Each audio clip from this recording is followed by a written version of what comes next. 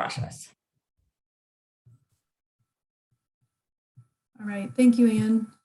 So today is April 11, 2022. This is the Enhancement Grant Program Committee, and we will get started with a, it says call to order. We need a roll call. Ann, are you doing the roll call? Would you like me to do that, James, or would you like to do that? Oh, you have all the names. Okay.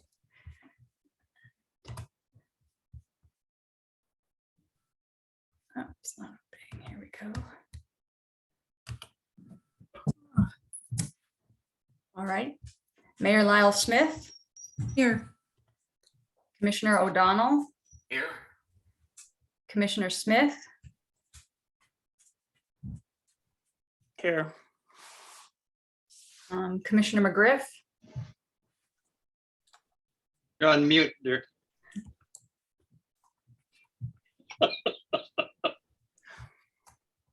She indicated she was present. Okay. Corey Ellis. Here. Lori Wilson. Here. And someone from Commissioner Christine Smith's office. She's not a voting member, so Okay. we she would be considered public. And it's Christine Lewis, unless Correct. it's a different commissioner. Ramona, would you like to introduce yourself to folks so folks know who you are? Oh, sure. I'm happy to. Thank you, Mayor. I'm Ramona. I work at Metro for the council office. I staff, hey, I know a few of you. I staff Councilor Lewis, and she is going to get here just as soon as she can, and I'll be sitting in and just taking notes in the meantime. And then others on the committee that are not present is Commissioner Morrow, and is that it? That's it. Okay. All right. So this meeting's taking a lot of work, y'all.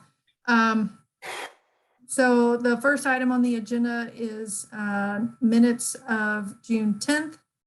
We do have a quorum. Is there a motion? Is there any revisions to the minutes? And if not, is there a motion? Ms. Wilson. Revision. My name is misspelled. Turning you up so that I can hear you. So her revision is her name was misspelled. Under the absent portion of the minutes. Oh.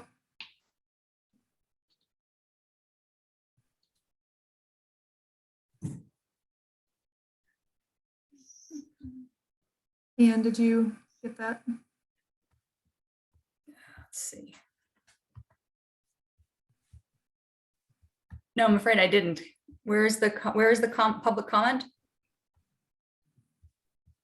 I have a comment.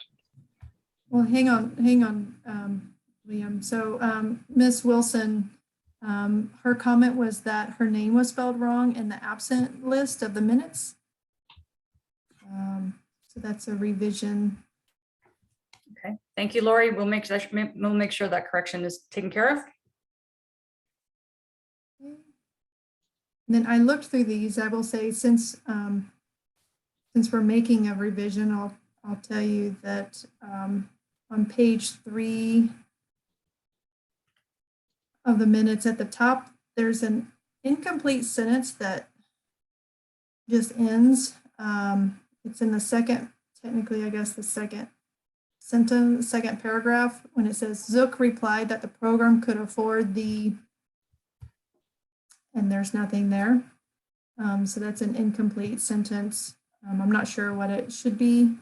Does anybody else have any other edits? It sounds like these minutes need to come back to us because I don't know what that sentence is supposed to be. Okay. And then I guess I would ask you to spell my name correctly as well. It's Lyles. There's an S on the end, and it's mixed back and forth through the minutes. But I do think the minutes provide good information and prep for today's meeting. So if you had a chance to review them, it talked about a variety of things. Because I don't know what those revisions should be, I'm thinking we should probably move on after we take others for revisions.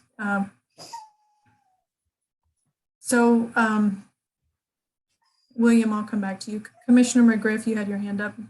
Yes, thank you. I hope you can hear me. I was trying to get on to 5G and it kind of won't let me. So we have on the people that are present, it doesn't appear that Finance Director Matt Zook is listed as being in attendance, but he's referred to in the minutes. And then I would like to suggest that you not use people's last names, that you put in people's names rather than their last name. It just looks odd. And I've been secretary for a lot of organizations, so I've taken a lot of minutes myself. So I think that would be more appropriate than putting somebody's last name and then I would think, yeah, I found the same thing you did where Matt said something, Mr. Zook said something, and then where was the rest of it? So. All right. And then William, I'm going to be honest, I'm challenged with you participating in this meeting since you're not an Enhancement Grant Committee member. I'm just going to be really transparent. His membership expired at the end of the year in end of December. And so therefore, I know he has his application in to be on this committee, and it's an open application period right now, and we are still accepting applications. So therefore, I'm kind of at a crossroads here, and I just want to be respectful and be transparent for anybody who's applying to be on the Enhancement Grant Program Committee. So therefore, I guess just to be fair, William, I'm going to have to kind of let you participate or just listen in as a member of the public. Granted, there's no votes happening, so I'm totally fine with that. I just want to be transparent for everybody else who may be wondering why his name was not called in the roll call. And this is kind of a snafu and administrative stuff, but we're in the middle of an application period where we are taking active applications for all of our boards and committees where there are vacancies. And so I just want to be fair to everybody. Sorry, William. Yes, go ahead, Mr. Gifford.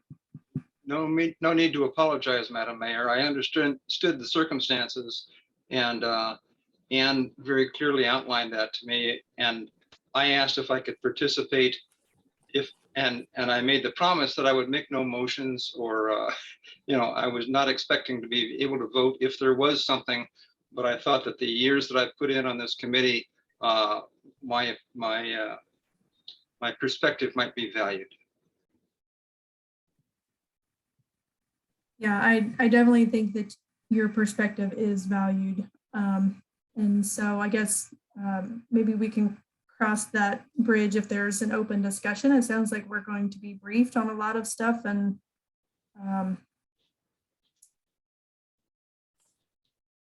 so for the minutes of the meeting, like I said, it sounds like we've got revisions and just went to the screen. I don't want it to do that.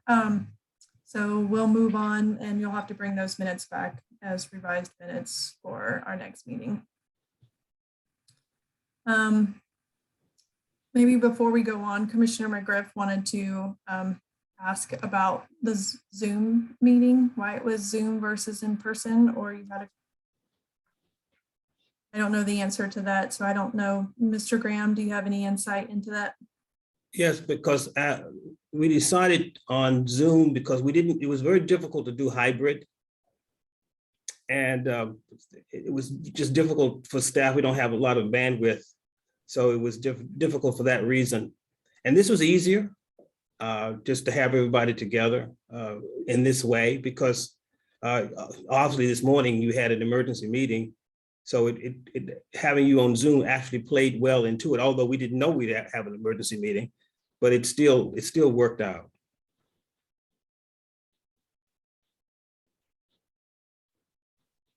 So if that answers the question, not everybody was able to come in person this evening, and hybrid is very difficult to do from City Hall effectively.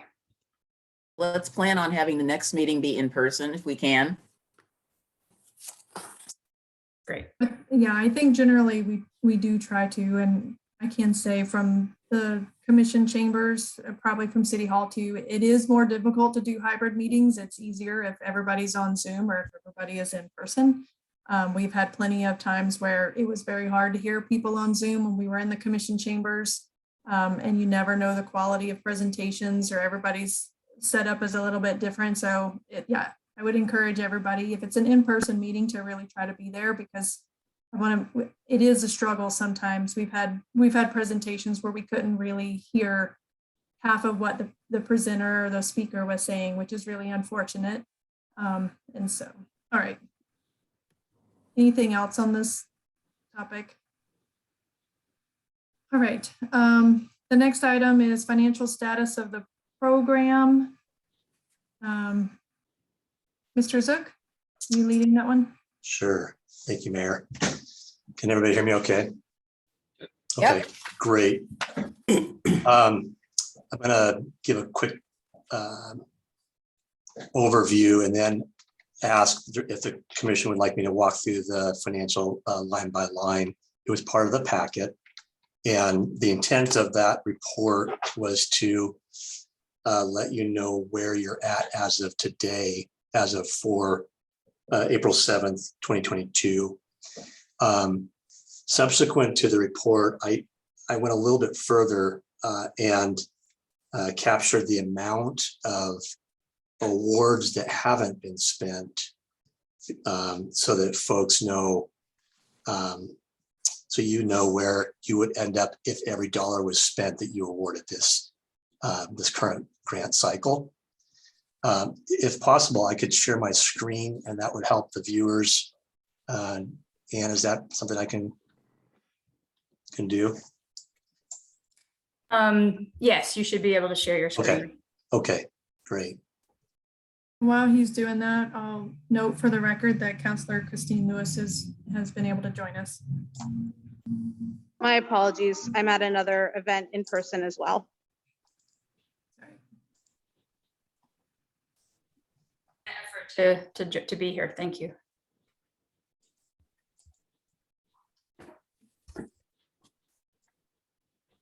Mr. Zook? Yes. Yeah, you're on. Feel free to continue. Yeah. I'm not sure if folks are seeing my screen, but We can see it. okay. At the top here, it should say fiscal year 2022, beginning fund balance of 413,000. In a nutshell, the city has received 2 quarters of revenue, and through those first 2 quarters, it's about $177,000. And so we do anticipate 2 other quarters. We did not include that because the initial view on this report was, again, what's been received through today. Further down in the report here, these are the expenses that have been paid today through today. It's about $60,000, and program management fees we anticipate for the year will be the agreed upon 40,000. So total expenses is about $100,000. And if you take the beginning fund balance of 413, add the revenue that's come in, subtract out the expenses that have come out, the cash position of the program today is $489,000 roughly. And that was where your report ended in your staff report. I went a little further today, and this amount here, the 230,000, is the remaining awards not yet spent. And if the recipients of the awards do spend every dollar that they've been awarded, you would end up with 259,000 at the end of June 2022. And that, keep in mind that does not include 2 additional quarters of revenue as well. So if you add another, double up that 177,000 approximately, you'd be back into a balance in the $400,000+. So part of the reason why we did it that way, as far as the cash basis, was I know James had the desire to, do everything on a cash basis. I mean, award grants that we had cash on hand for, and not award money that was yet to be received. So that is, hopefully that's clear. If there's any questions about that, I can answer those as well.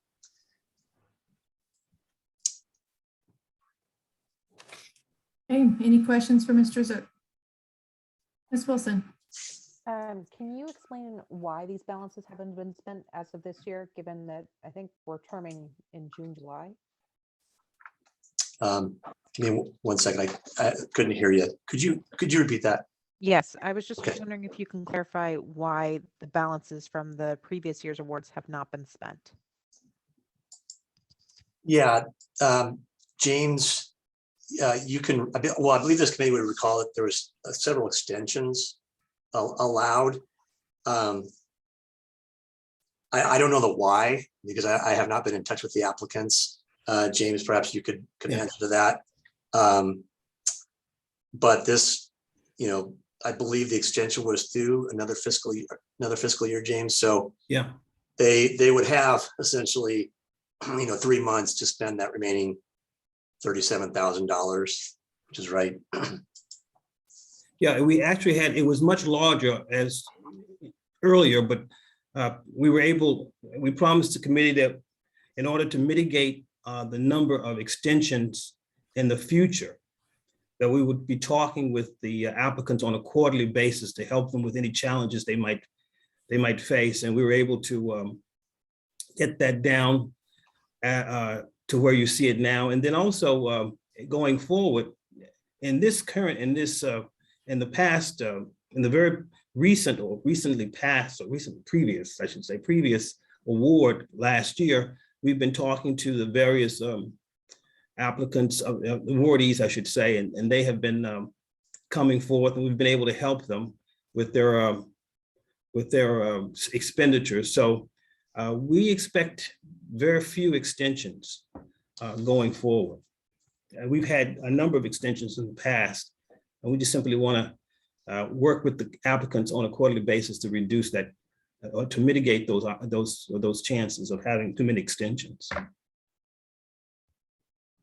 So James, I presume there isn't a requirement for the recipients to bill monthly or anything like that. They're essentially allowed to build at the end of their project for a one-time payment, or is it however they'd like to invoice us, how are the agreements set up?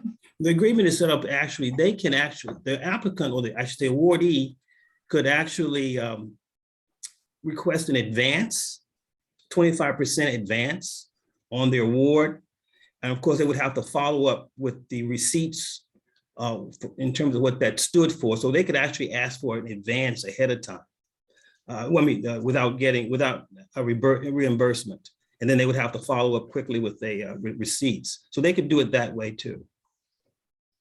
Sure, but assuming most of them don't ask for an advance, a regular contract would, a lot of them would invoice monthly, or they would have it to invoice quarterly. I presume there's no requirement. So these folks where there's an original award of 71,000, but paid in our current year is only 1,500, they're not out of compliance. They have until end of June or something. They could end up submitting an invoice to you for payment for the whole rest of the balance and not be a problem. That's correct. You're correct.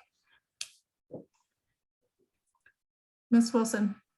Can you confirm what paid or forfeited as of looks like April 7th means? What is forfeited defined as? Yeah. I believe that was one of the that was an applicant, if I recall correctly, one of a veterans group, I believe, had decided that they didn't need the money, so they gave it back. That's right. If my memory serves right, or if I'm answering your question correctly, would that be right, Matt? Yeah. I don't know if folks can see more detail on this screen. This is actually the awards that have been awarded, and you can see that ecology in classroom and outdoors and Clackamas Historical Society. They either forfeited or returned funds, so it wasn't much.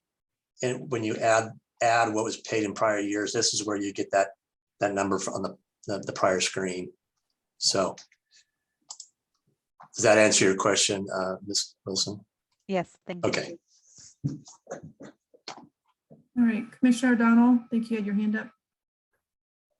I would just note that in prior years, if applicants had only spent a small portion of their previous award, the committee took that into consideration when they were back in applying for a second award of the same ilk. So I'm sure, even though William's not participating, I'm sure he'll remember that, but it's something we'll consider again. If they didn't spend it and they're in looking for it, I'd advise the committee to consider it. Thanks. Ann? I wanted to share with folks, as you were thinking about payments, typically people are requesting information from us on requesting some form of reimbursement on a quarterly basis. And it's required that each recipient of a grant provide a report to us on a quarterly basis, so we know what's going on with each applicant. So we're in pretty regular communication with folks.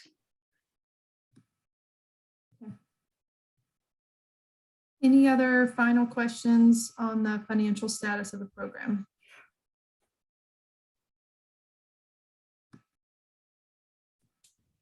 Okay. Seeing none, I think we can move on to the next set of items. I assume maybe this is one big presentation of program administration, items 3 through 7, but who's doing that? Mr. Graham. Mayor, I'd like to, while Matt Zook is still here, under program administration, he's prepared to basically show the scoring strategy we used last year, which worked pretty well. And I believe we had Lori Wilson was not here at the time, but we just wanted to revisit it just to let everyone. So just to revisit, reacquaint people with the scoring mechanism, because I think that was the first year we did it electronically. In the past, it was usually done with PDF files or pieces of paper. So I think this is the first time we've done it electronically. So if he could just show it to you, that we just want to just reacquaint you with this, with the process. And Lori, I thought that you submitted scores, so you just couldn't make it to the presentations, right? I did. It was pointed out in my absence that I couldn't participate in absentia. So I was not able to participate in that manner, but I did fill out the form and I am familiar with the scoring. Okay.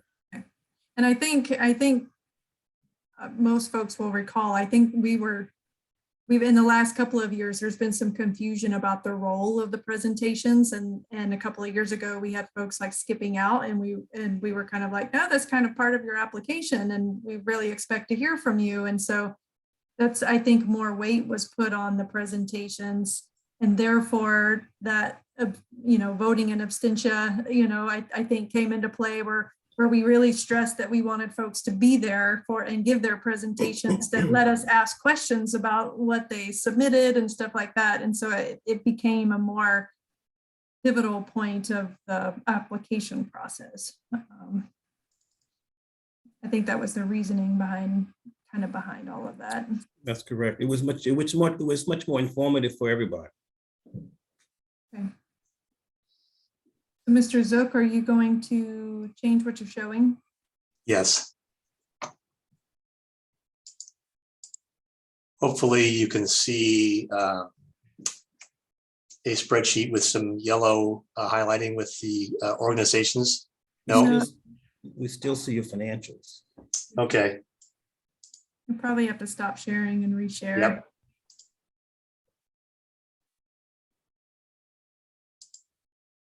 How about now? Nope, nothing changed. There you go. There you go. Okay, so you can see the organizations here on the left. Okay. Okay, so I mean, we'll get into this more as you get into the new applications, but the awarding that we did last year was real time. We gave you spreadsheets that you could use to score each applicant based on what you saw on paper previous to the presentation. And that was informed by the amount they requested, the number of matching funds that they had. And these are just numbers. We'll revisit those. I think last year we had some totals that we worked with, and each of the reviewers is listed here in the columns, what their score was for each of the organizations. And then ultimately we prioritized them, resorted them by priority, and came to the point where we reached a $252,480 award, total award for the whole program for that year, to the top, looks like 9 organizations. So similar fashion, James had asked me to just kind of review that with you. Hopefully that's not too far in the distant past. And if there's any questions I can answer for you at this point, I will. Doesn't look like it, so. Oh, they worked great Okay. using technology. It was Yeah. good. Any other questions for Mr. Zook? I'm assuming that I'm assuming that the screen share has gone away. Nope, it's still there. Still there. All right. There we go. There's everybody. So Mr. Graham, is it back to you? Thank you, ma'am. So I'm gonna turn it over to Ann. She's going to go through, she's going to go through these various recommendations that you provided.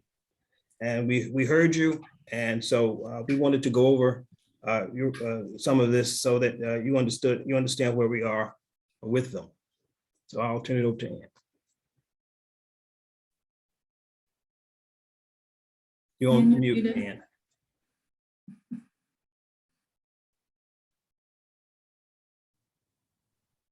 Terrific. Thank you, James, and thanks, everyone. James and I spent a good amount of time listening to this committee's last time that we met, which was the award decision evening in June 10th of last year. And in the course of that evening, you made a number of recommendations. And as James said, we wanted to review those with you this evening. So the first one we wanted to talk about was required letters of support. One of the things that we discovered last year, and part of it I will just take responsibility for, I was about 4 weeks into this position, and people did include letters of support, but they didn't always include the letters they needed to.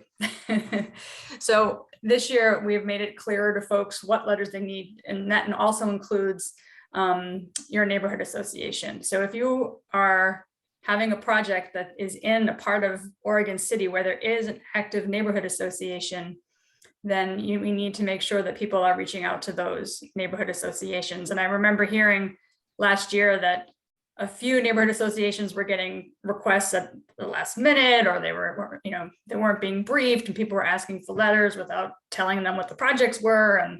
And so we are making sure that anybody who is reaching out to us and asking for direction on how they should proceed with this program, that we're including letters of support.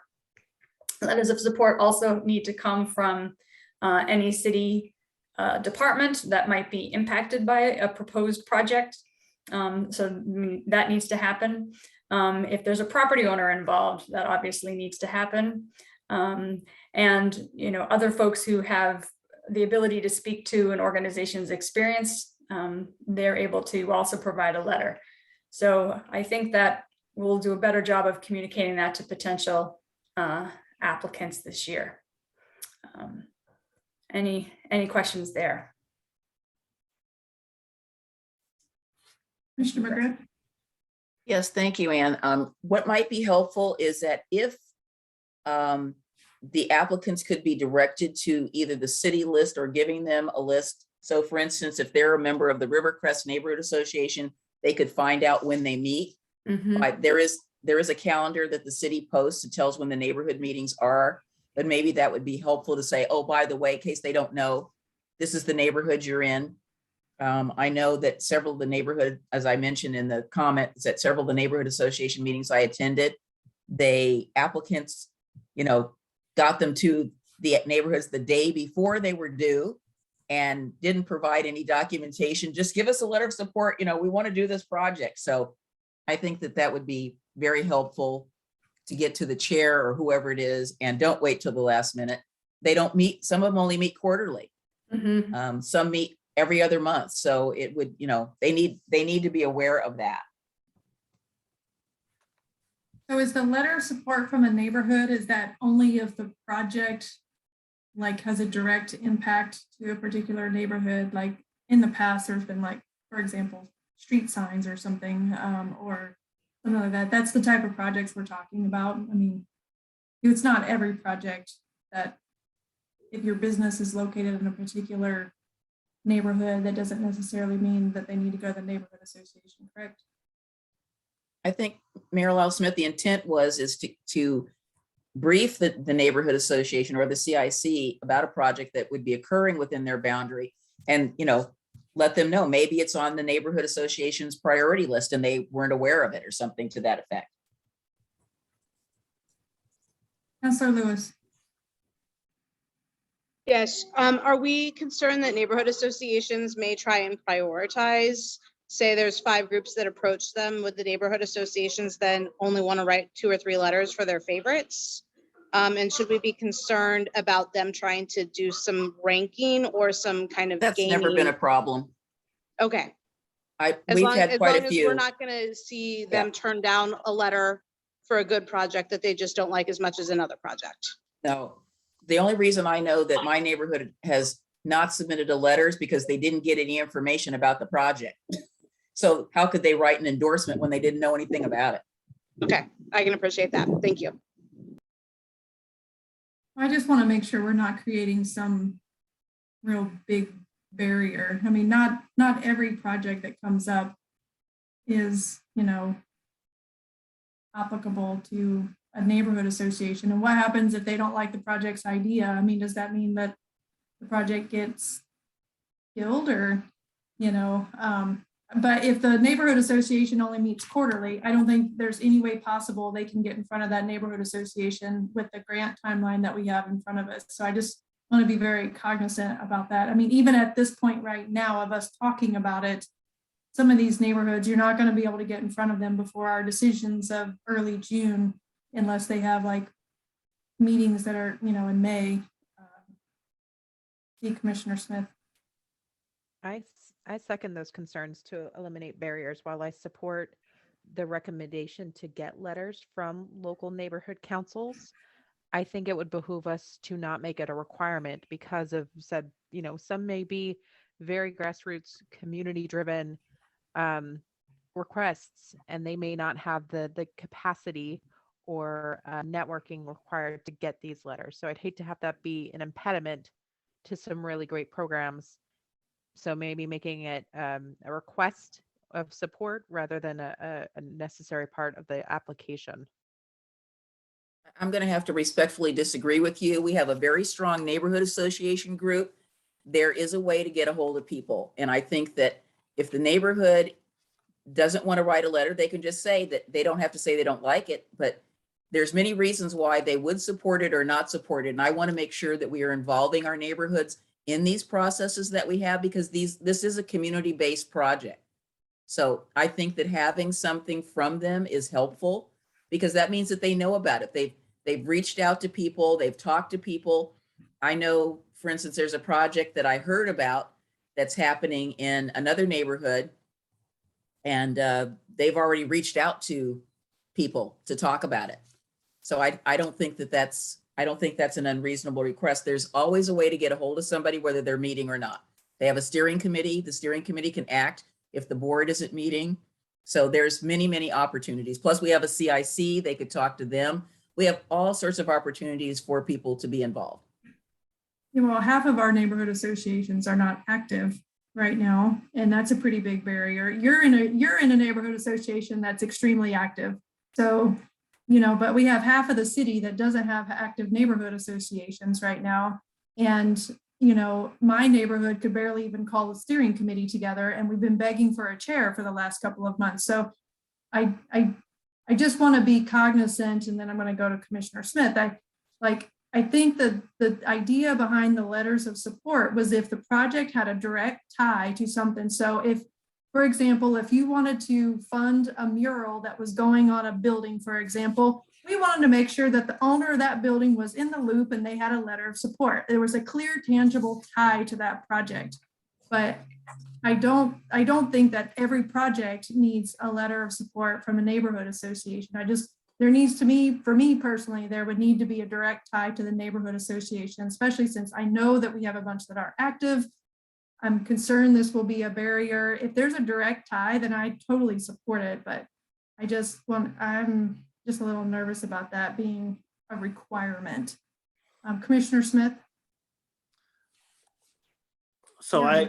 I agree with that fully. The letter thing was always about the direct connection between the property and the project. Yes, it's great to have neighborhood letters of support and those, but I don't think that's a mandatory thing. I also think that we don't need to promote that more. It's been on our application forever. We've specifically required letters in the last several years. So the problem is the screening. When those applications come to the staff and the staff don't see letters, they should never get to this group. That's the issue. So if we have projects on city property or school property and we don't have a letter for the school district or the city, those projects should never be brought to us in the first place. I think everyone that's been a part of this process for the last 10 years is expected to write a letter and knows that. It has almost always said that on the application. So I think it's just how the process goes and making sure that those pieces are there. And if the neighborhoods join on and support or different groups, those are kind of bonus letters, but the absolute minimum is the groups involved and the properties involved. Corey, do you have, I know I'm calling on you directly. Do you have any comments, any weigh in on this? I mean, I just don't see a big need for that. I mean, I've lived in my neighborhood for 20 years. I've never been approached one time by any kind of a neighborhood committee to be a part of anything. So I don't think a neighborhood committee in our area is active at all. Where do you live? Right by Willamette Falls Hospital. Well, you're in the McLaughlin neighborhood. Well, I've never received it's anything. super active. Not I'll talk to you offline about it. Denise will call you later. Yes. But I agree with what Rocky was saying. I think that, I mean, exactly what you just said, Rocky. Okay. Lori, did you have more to add, Ms. Wilson? No, I didn't. Thank you. Okay. So Anne, I believe we've kind of beat that one. I think you have some direction. Okay. All righty. All right, so the next up on the items, I've got two screens here. Let me look at the agenda again. So we also wanted to talk about capital projects, and I think this again speaks to the screening process. So there is a statement in the 10 different kinds of project types that make it you can apply for this. If I'm a nonprofit organization and I want to, do something to fix up my building, that's one thing. But if I'm an organization that is doing a major capital campaign that's requiring a lot of major infrastructure, that we do not want to include capital campaign kinds of investments as something that is an eligible project. And I think we saw one or two examples of that last year. I think so I wanted to just call that out, that we, that I've heard those instructions, and we're actually talking to folks right now that are wanting to do some major, the sort of capital kind of investments in their property, and we're going to say that's not going to be appropriate. May I ask a clarifying question on that? Please. Would historical preservation of the building be included in capital projects? I know sometimes they're one and the same, or are we differentiating between the two? That's a good question. I'm going to take my take on it, and then we can others please weigh in. And I would particularly be interested in what our colleagues at Metro, if you've had experience with other enhancement programs. I do believe that historic preservation type projects would qualify for this program. One of the things that helps you is like, is it something that can be enjoyed by everyone in the public? So is it something that the neighborhood is going to improve in its overall appearance and that the public will be able to benefit from the investment? So if a historic building is painting their porch, for example, we've had that in the past be something that's been supported through this program, then yes, that would be fine. If they're raising multiple millions of dollars for the renovation of an HVAC system, and you can't tell the difference from the outside, and it's something that is going to require much more than this would just be a drop in the bucket toward the overall project, then I don't think that fits. Does that make sense? And we also have the goals, the Metro goals. So it's important that those projects meet at least one of those goals.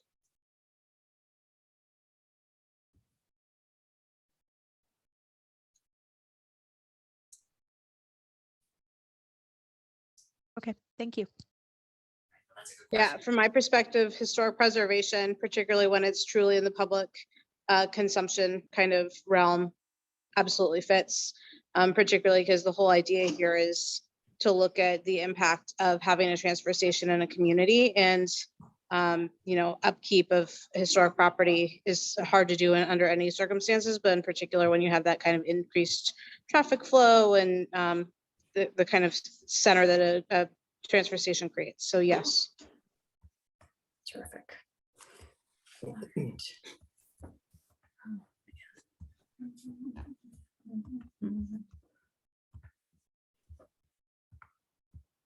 All right, thank you for those additional comments. I'm going opening up my screen that has the agenda again. There we go. This one's an important one, and that has to do with a pre-application process that got addressed last year. And James and I did want to speak to that this evening. When the group met last June, they thought, well, you considered putting back in a pre-application process. We did not do that this year, and there's a couple of reasons why. Part of it just has to do with staff bandwidth. And part of it has to do, I think, with the screening process. I think there were a few applications, probably 3 or 4, I'll be honest, 3 or 4 that made it to this committee last year that shouldn't have. They should have been screened out. And I think part of that was just personally my own learning curve. I think that, because we are doing a better job of screening this year, and I think you'll see that in terms of the number of applications that make it to this group. And so that, combined with everything else that's going on and the amount of bandwidth that we have at the city, we did not pursue a pre-application period this year, but we did want to call that out to you. Do you want to add to that, James? No, you told the truth.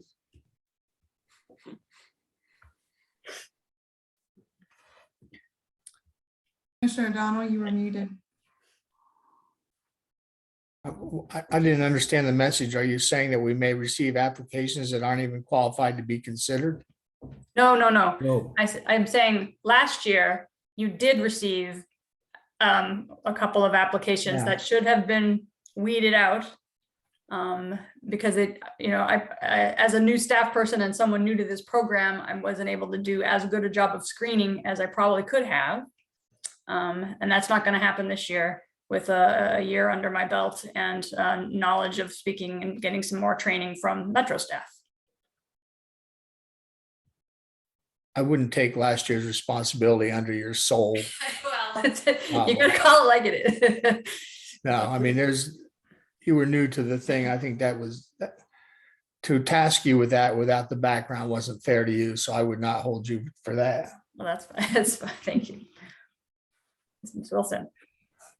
I just had a question on, I know some things are pretty cut and dry as far as what should be admitted and what shouldn't be, but should anything come into question or perhaps be dismissed, is there some sort of secondary review not from a staff member, or do we get to know the reason as to why some applications are rejected straight out? I just want to make sure there's an extra layer of due diligence in there, just in case someone wants to, requalify or reapply. I apologize, Lori, but you are really hard to hear and I have my sound all the way up. It sounds kind of like you're whispering a little bit. Is your sound all the way up? It was, but I will see what I can do about yelling.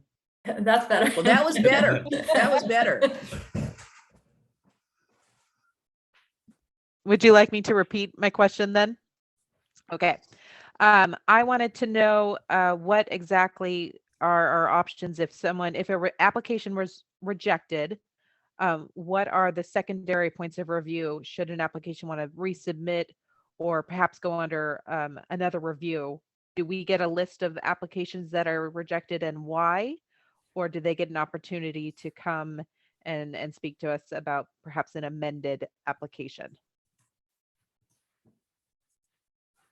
I know last year, one or two folks didn't make it because they didn't have the match that they required, depending on the total project cost. There's a certain amount of match, either financial or in kind, that each applicant needs to do. Some folks didn't have any match at all when they applied. I remember last year we had a for-profit organization that applied, and they were like, no, you have to be a nonprofit or a government organization. But we can certainly give, if you would like to see that list, if we get some folks like that this year, then we can share that information.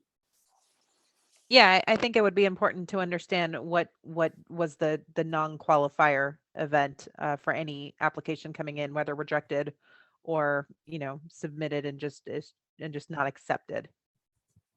Okay. I agree. They'll assume we know as the committee.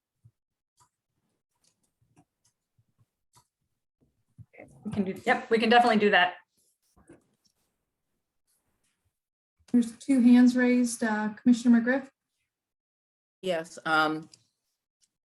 I'm not really understanding why you want that. So I'll ask that as the first question. And second, if the staff looks at the criteria and determines that an application doesn't meet the standards or criteria, then I'm satisfied, because that's what they're there for. They're there to do a screen. Like you said, you had somebody apply as a profit organization. Well, it clearly states in the criteria, you must be a nonprofit. So I don't really want them coming to us and going, well, we want you to reconsider our application. We think we apply. The funds are getting more meager every year. And we know that there's a lot of fantastic ideas and projects out there. And I want to be able to put my confidence in the staff to do the appropriate screening that they need to do and they have done to make sure that what's getting to us meets the criteria. And we did have that one where they were right on the border. They were really outside the city limits, and we had to go through a whole lot of machinations to determine where they were. And so that was an interesting process, but so I don't really understand the question. So enlighten me. Do you want to respond to that before I take some other hands?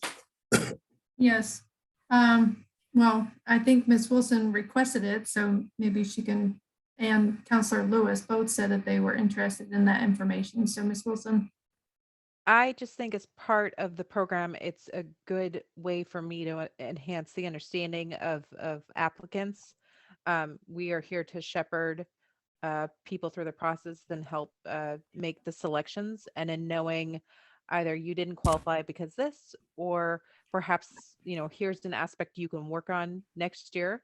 I am in no way saying I don't trust the staff to weed out applications, but I think it's important that the committee know why specific applications are rejected, just in case we are approached. And it's good for us to kind of know, oh, they didn't qualify because X, Y, or Z. And Counselor Lewis, you also had a comment. Yeah, I'd say my desire is to have this information in a staff report, nothing for discussion, nothing for reevaluation, simply so that if I'm at Safeway and somebody comes up and says, I applied and got a straight up no, I'll at least be able to say, oh, I understand why. Oh, I've heard of you, I've never heard of you, maybe you got lost. So I'm just asking for a staff report. I'm not asking for any power of reevaluation or anything like that. I second that. That's all I would look for as well. I would support that then. That clarifies it. Thank you so much. All right. Everybody's hands are going up and down and you're moving all around in my screen. I know Mr. William Gifford, you had your hand up originally. Well, Nick. I wanted to clarify that Ms. Wilson's request was not for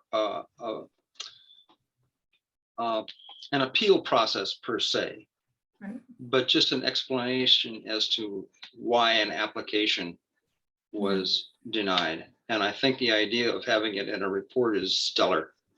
I'd agree with that 100%. Yeah, I do too. I see a lot of heads nodding on that one. And then Commissioner O'Donnell, you had your hand up. Well, I lowered it because the matter was dispositioned appropriately. All right. I think we've tackled all the hands that came up and down. All of you like took them down at different times and all the videos kind of all shuffled again. I was like, oh. All right, Ann, I think we're back to you. Okay, well, super. I'm at close to the last item on my list then, and that's when the committee receipt of materials. And I want to share something with folks so that you can see what the schedule is here for this year in one place.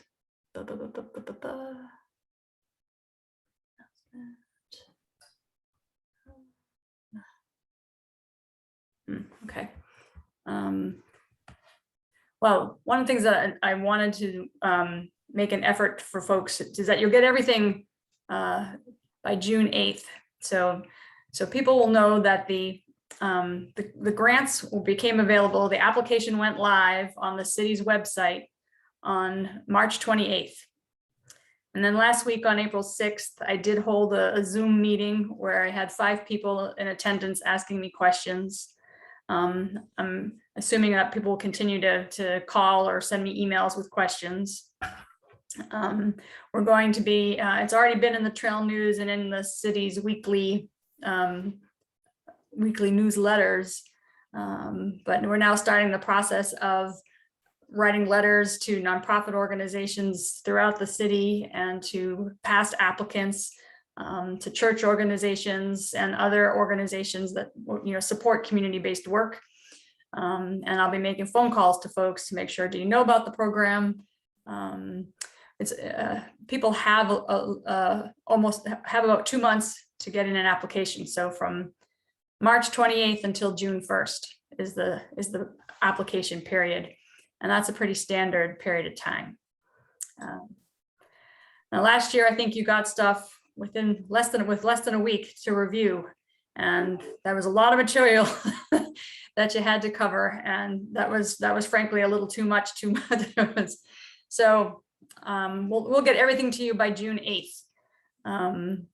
I did want to ask, I'm happy, now some folks wanted to get paper copies of them. And some folks are happy to read them electronically. So I will send everybody an email, but if you would prefer to get them in person, like if you want me to mail you a full package, I'm happy to do that. So, okay, so that's exactly right. So I see, so. I You have can it. just come over to City Hall and pick mine up. You don't need to mail it. Okay, okay. I've got Ms. Corey Ellis. I have Denise, who wants a hard copy. Would anybody else appreciate a? No, that's not, I just had a quick question. Oh, okay, yeah. Thought of, no, I'm electronics great for me. Okay. Yeah, don't, he'll just go and recycle. the money that the recipients have not yet used, is there a deadline? Do we like at some point say, well, you didn't request it and it goes back into the fund?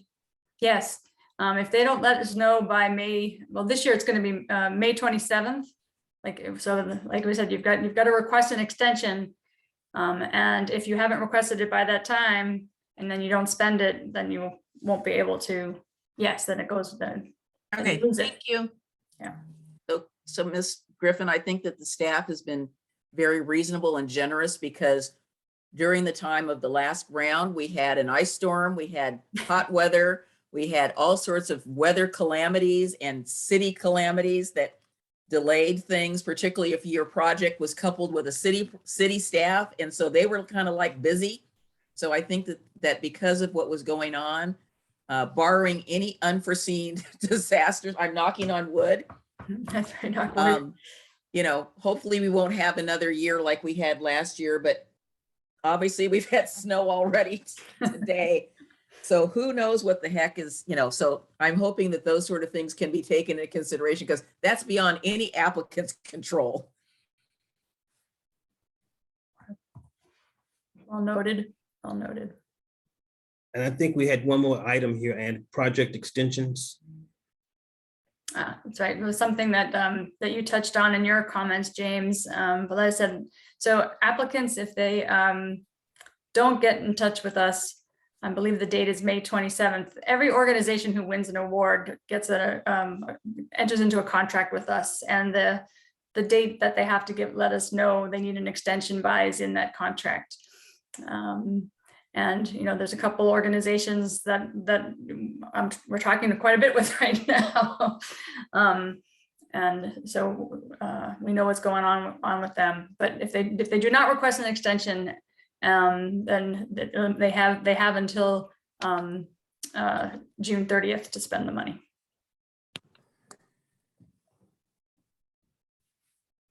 Ms. Wilson.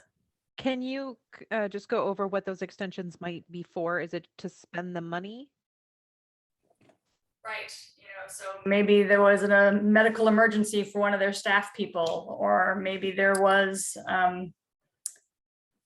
Well, last year, I mean, I think even at one point it was because of COVID. A lot of people could not spend the money because their operations had ceased. Are we going to be privy to any of those extension requests for any renewing parties? Yes, you have to approve them, in fact. Okay. So the extension request comes to this committee. So the same evening that we do the grant awards, people who will be asking for extensions. The night of, not before? No, they'll come in that night, that same night. Okay.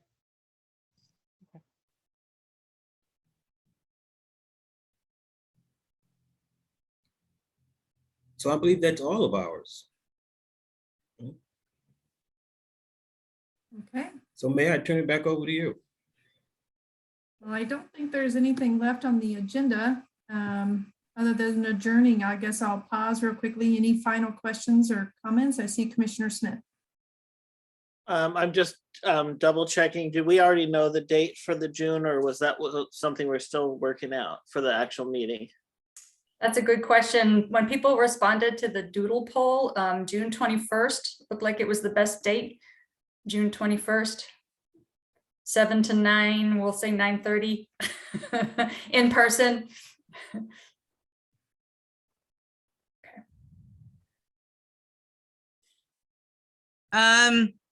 I won't be in town. I may not be either. Oh, no. But Yeah, Summer solstice. I just remember, That's the way realized summer that. I don't think I I'm think when I available that picked date it- either. Oh, shoot, really? Okay. I think when I picked it, I thought we were still doing Zoom, and I can definitely do Zoom from absolutely anywhere, but in person, I won't be there. But we could I'm meet at the so police sorry. department and then you'd have better hybrid. Well, we could also, if we need to, we can always work with the staff at Willamette Falls Studios. They can help assist with some of that technical support that ensures a good hybrid meeting. I mean, I'm so sorry. I totally apologize. Okay. Yeah, Do we have quorum with Mr. Smith being absent? Oh, And that's possibly- correct. You have to be there. yeah. As long So as Commissioner Morrow's there, we're fine. Commissioner Smith and Commissioner O'Donnell, if we did do it hybrid, would you potentially be able to participate? For sure, yeah.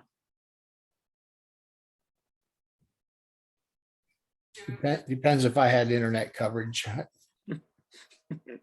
He's going in the jungle. Oh, someplace fun. Yep.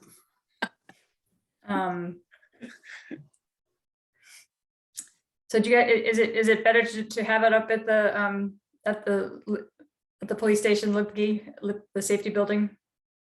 Okay, Marginally. all right, well then let's plan on a hybrid meeting and we'll make sure that we've got our the right technical support there, that we'll have a relatively seamless hybrid meeting. Are we gonna do the same thing where we kind of do a little bit of the voting beforehand on the Excel spreadsheet? Yes, Okay, because I did like that.